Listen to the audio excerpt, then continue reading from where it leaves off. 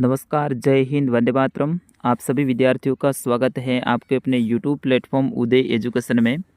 विद्यार्थियों, आज के इस वीडियो में लेके आया हूँ अर्धवार्षिक परीक्षा की दृष्टि से इम्पोर्टेंट कक्षा 8वीं का सामाजिक विज्ञान का पेपर, जो कि इस बार आपके आने वाले अर्धवार्षिक परीक्षा की दृष्टि से वेरी वेरी मोस्ट इम्पोर्टेंट रहेगा और आप सभी विद्यार्थियों के लिए वरदान साबित होने वाला है। तो आपसे निवेदन रहेगा, वीडियो को अंत तक देखिएगा, वीडियो को लाइक और चैनल को सब्सक्राइब जरूर कर दीजिएगा। विद्यार्थियों, आपका एग्ज़ाम बिल्कुल नज़दीक में है। कई सारे विद्यार्थियों का एग्ज़ाम चालू भी हो चुका है, वही कई सारे विद्यार्थियों का भी सामाजिक विज्ञान का जो आपका पेपर है वो होने वाला है। तो उन सभी के लिए महत्वपूर्ण रहेगा, इस वीडियो को पूरा अंत तक ज़रूर देखना है आप सभी को। साथ ही कमेंट करके बताना है कि आपका एग्ज़ाम है वो कौन सी तारीख को है, क्योंकि सर ने आपको टाइम टेबल लिखवा दिया है। तो आप बताइए, आप कमेंट करके आपका एग्ज़ाम कब है। चलिए बढ़ते हैं पहले प्रश्न की ओर। पहला प्रश्न है, ब्रिटिश भारत का इतिहास पुस्तक के लेखक थे Dalhousie, James Mill, Robert Clive, James Rennell. तो a history of British Bharat, तो इसका सही आंसर है जेम्स मिल, यानी जेम्स मिल ने ब्रिटिश भारत का इतिहास पुस्तक लिखी थी। फिर उसके बाद में दूसरा प्रश्न है, भारतीय संविधान का जनक किसे कहा जाता है? महात्मा गांधी, वल्लभ भाई पटेल, डॉक्टर भीमराव अंबेडकर, जवाहरलाल नेहरू। तो भारतीय संविधान का जनक डॉक्टर भीमराव अंबेडकर, ऑप्शन स इसका सही आंसर रहेगा। फिर उसके बाद में तीसरा प्रश्न है, प्राणियों और पक्षियों के व्यापार की प्रतिबंध सूची कौन सी संस्था बनाती है? रेड डाटा पुस्तक, CITES, वाइल्ड लाइफ फेडरेशन या फिर यूनिसेफ। तो विद्यार्थियों, इसका सही आंसर होगा CITES, ऑप्शन ब इसका सही आंसर रहेगा। रेड डाटा पुस्तक है, इसमें विलुप्त या फिर विलुप्त होने वाले जो स्पीसीज हैं उनका रिकॉर्ड रखा जाता है, जबकि इनके प्रतिबंध की सूची है वो CITES रखता है। फिर उसके बाद में चौथा प्रश्न है, किस सावनी के विद्रोही सैनिक चलो दिल्ली मारो फिरंगी का नारा लगाते हुए दिल्ली की ओर चल पड़े थे? आपको बताना है किस सैनिक सावनी के जो विद्रोही हैं वो चलो दिल्ली मारो फिरंगी का नारा लगाते हुए दिल्ली की ओर चल पड़े थे। पहले तो मेरठ के जो थे सैनिक वो, और राजस्थान की बात करें तो नसीराबाद के, ठीक है, नसीराबाद वाले जीतते ही फिर इन्होंने दिल्ली की तरफ कूच किया था। फिर उसके बाद में इसमें जो है आपका नसीराबाद ही रहेगा, ऑप्शन स इसका सही आंसर। फिर उसके बाद में पांचवा प्रश्न है, प्लासी का युद्ध किस किस के बीच और कब हुआ था? तो प्लासी का युद्ध है वो सिराजुद्दौला, किसके बीच में? सिराजुद्दौला और ईस्ट इंडिया कंपनी के बीच में हुआ था। और कब हुआ था ये सन आपको कमेंट करके बताना है। फिर उसके बाद में छठा प्रश्न है, नील की खेती कितने प्रकार की थी? बिल्कुल, नील की खेती कितने प्रकार की थी विद्यार्थियों, आप ज़रूर बताइएगा। फिर उसके बाद में सातवां प्रश्न है, संविधान के अनुसार राज्य के कितने अंग हैं? बिल्कुल आपको बताना है, संविधान के अनुसार राज्य के कितने अंग हैं? 3 हैं, लोकसभा, राज्यसभा और राष्ट्रपति, ठीक है, 3 अंग हैं। फिर उसके बाद में अगला प्रश्न है, सार्वभौमिक वयस्क मताधिकार से क्या आशय है? तो सभी वयस्क नागरिक जिनकी उम्र 18 वर्ष या इससे अधिक हो, सभी को मत देने का अधिकार है, उन्हें सार्वभौमिक वयस्क मताधिकार कहा जाता है, चाहे वो किसी भी जाति, धर्म, लिंग से संबंधित हो। फिर उसके बाद में अगला प्रश्न है, संसाधन संरक्षण के तरीके बताइए। तो संसाधन संरक्षण किसे कहते हैं? पहली बात तो संसाधनों का सतर्कतापूर्वक उपयोग करना और उसे नवीकरणीय के लिए समय देना संसाधन संरक्षण कहलाता है। मान लो कोई संसाधन है तो उनको अपन को सावधानी पूर्वक उपयोग करना है और नया बनने के लिए उसको समय देना है। मान लो कहीं पर कोई जंगल है, कीमती लकड़ी है, तो उन लकड़ी को अपन को जब ज़रूरत हो तभी उनका उपयोग करना है। ऐसे नहीं कि बिना फालतू के अपन ज़्यादा उपयोग करें, और हो सके तो कम, जैसे ही पड़ने लगे अपन को लगे कि भाई इनकी संख्या कम हो रही है, तो ऐसे में उस लकड़ी को है काटना कुछ समय के लिए बंद कर देवें, ताकि नया बनने के लिए कुछ समय मिल जाए, ठीक है ना। अगला प्रश्न है, जैविक कृषि का क्या तात्पर्य है?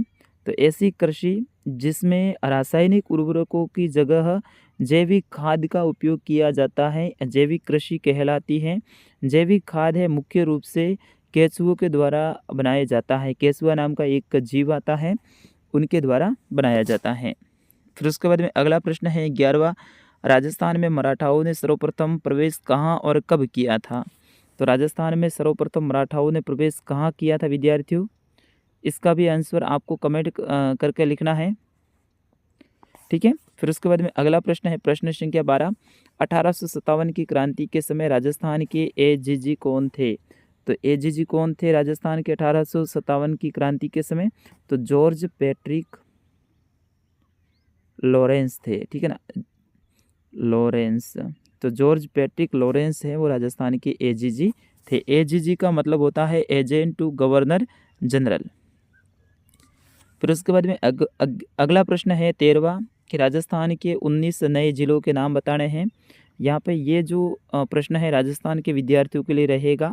आप किसी अन्य राज्य से इस वीडियो को देख रहे हैं तो आपके लिए ये प्रश्न कोई ज़रूरी नहीं है। फिर उसके बाद में अगला प्रश्न है अंग्रेज भारत में व्यापार करना क्यों चाहते थे? क्योंकि भारत में व्यापार की अपार संभावनाएं थी। यहाँ पर बहुत कीमती वस्तुएं हैं वो मिल रही थी और सस्ते दामों पर मिल रही थी। इस कारण से अंग्रेज हैं वो भारत में व्यापार करना चाहते थे। फिर उसके बाद में अगला प्रश्न है 15वां, 1857 की क्रांति के क्या कारण थे? तो 1857 की क्रांति के खूब सारे कारण थे। इसमें से तात्कालिक कारण की बात करें तो उसमें नए कारतूसों पर गाय और सूअर की चर्बी लगना मुख्य कारण था। यानी सैनिकों के सामने जो कारतूस दिए जा रहे थे उनके ऊपर ऐसा कहा जा रहा था कि उनकी जो पैकिंग है वो गाय और सूअर की चर्बी से की गई थी और ऐसे में सैनिकों को उन पे जो कारतूस होते हैं उनको यूज़ करने के लिए मुंह से खोलना पड़ता, दांतों से खोलना पड़ता था। ऐसे में गाय और सूअर की चर्बी वाले वो कैसे खोल सकते थे? ऐसे में उनको लगता था कि उनकी धार्मिक भावनाओं को ठेस पहुंच रही है। इस कारण से उन्होंने नए कारतूस से यूज़ करने से मना कर दिया और ये एक तात्कालिक कारण था 1857 की क्रांति का। दूसरा है कि कर अंग्रेज़ों ने ज़्यादा लगा दिए थे। ज़्यादातर जो सैनिक हैं वो किसान परिवार से संबंधित थे। इस कारण से उनके परिवार में तनाव की स्थिति थी। इस कारण से भी उन्होंने विद्रोह का साथ दिया। फिर उसके बाद में अगला प्रश्न है प्रश्न संख्या 16, बंगाल के नवाब और ईस्ट इंडिया कंपनी के बीच किन बातों पर विवाद थे? तो बंगाल के नवाब और ईस्ट इंडिया कंपनी के बीच में किन बातों पर विवाद थे? इस प्रश्न का आंसर आप खुद लिख दीजिए, बड़ा उत्तर है इसका। फिर उसके बाद में अगला प्रश्न है भारतीय संविधान में उल्लेखित मौलिक अधिकार आपको बताने हैं। स्वतंत्रता का अधिकार, समानता का अधिकार, धार्मिक शोषण के विरोध अधिकार, ठीक है। इस 6 मौलिक अधिकार है उनके बारे में आप लिख दीजिए। फिर उसके बाद में अगला प्रश्न है धर्मनिरपेक्षता से आप क्या समझते हैं? तो राज्य को धर्म से अलग रखने की अवधारणा को धर्मनिरपेक्षता कहते हैं। राज्य के सामने कोई भी विशेष धर्म या फिर किसी भी एक धर्म का वर्चस्व समाप्त करना, यानी कोई एक धर्म है उनको विशेष मान्यता नहीं देना, ठीक है। अगला प्रश्न है अधीनस्थ न्यायालय से आप क्या समझते हैं? वो आपको बताना है। 20वां प्रश्न है नवीकरणीय अनवीकरणीय संसाधनों में अंतर स्पष्ट करना है। नवीकरणीय वे संसाधन जिनका एक बार उपयोग करने के बाद में दोबारा से नया बन जाता है तो नवीकरणीय संसाधन कहलाता है, जैसे कि सौर ऊर्जा, पवन ऊर्जा, जल विद्युत। अनवीकरणीय संसाधन वे संसाधन होते हैं जिनका एक बार उपयोग करने के बाद में नया बनने में लाखों हजारों वर्ष लग जाते हैं तो अनवीकरणीय संसाधन कहलाते हैं, जैसे पेट्रोलियम, कोयला, ठीक है। फिर उसके बाद में अगला प्रश्न है भूस्खलन किसे कहते हैं? इसके रोकने की प्रविधियां बतानी हैं। तो ज़मीन का धंसना या फिर खिसकना भूस्खलन कहलाता है। इसे रोकने के लिए अधिक से अधिक पेड़ लगाना चाहिए, ठीक है। अगला प्रश्न है हुरडा सम्मेलन किन किन प्रमुख राजपूत शासकों ने भाग लिया? इसका आंसर आप याद कर लीजिए। मंगल पांडे कौन था, क्यों प्रसिद्ध था? तो मंगल पांडे मेरठ सैनिक छावनी का एक सैनिक था। 1857 की क्रांति के समय सबसे पहले फांसी पर इसे चढ़ाया गया था। अगला प्रश्न है दीकुओं से आदिवासियों के गुस्से के क्या कारण थे? दीकू मतलब अंग्रेज। तो अंग्रेज इन्हें परेशान करते थे, इन्हें जंगलों से बाहर खदेड़ रहे थे, इन्हें गुलाम बना रहे थे, ज़बरदस्ती मजदूरी करवा रहे थे। ऐसे में आदिवासी है इनसे गुस्से में थे। अगला प्रश्न है भारत में अदालतों की संरचना को स्पष्ट कीजिए, ठीक है। जिला अदालतें, लोक अदालतें, उच्च न्यायालय, सर्वोच्च न्यायालय, इनके बारे में आपको लिखना है। फिर उसके बाद में अगला है किन परिस्थितियों में बंगाल में नील का उत्पादन धाराशायी हो गया? और अगला प्रश्न है कृषि किसे कहते हैं? कृषि के विभिन्न प्रकारों को स्पष्ट करना है।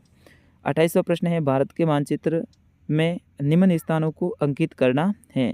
जयपुर, दिल्ली, मुंबई, कोलकाता और भोपाल। तो विद्यार्थियों ये था कक्षा 8वीं का सामाजिक विज्ञान का पेपर।